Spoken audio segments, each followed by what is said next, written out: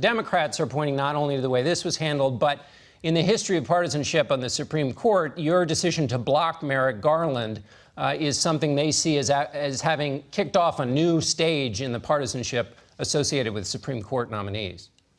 Yeah, they don't know much history. You have to go back to 1880 to find the last time a Senate controlled by a different party from the president confirmed a Supreme Court justice to a vacancy created in the middle of a presidential election.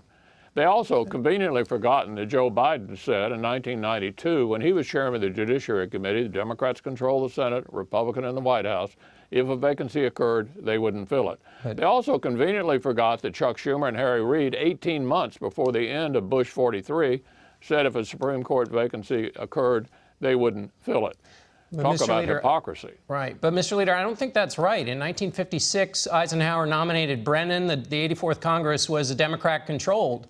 And also on the Biden rule, Joe Biden was talking in the abstract. There was no nominee. No nominee was blocked. And he said to not have the nomination come up before the election, but that it could come up after the election. And so what Democrats say when they hear you doing this is they say he's creating new rules to essentially do what he wants to do. And as you've written in your book, The Long Game, when you do that, it actually hurts democracy.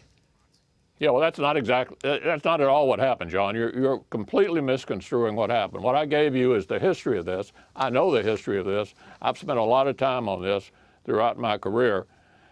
What I did was entirely consistent with what the history of the Senate's been in that situation going back to 1880.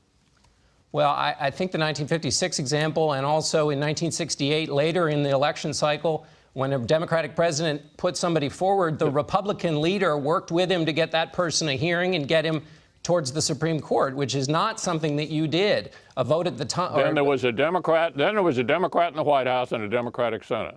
But the Republican leader at the time tried to help the Democratic president. John, you are not listening to me. The history is exactly as I told you. Well, we have a disagreement about the history, but I greatly appreciate you being with us here today. Mr. Leader, thanks so much. Okay, thank you.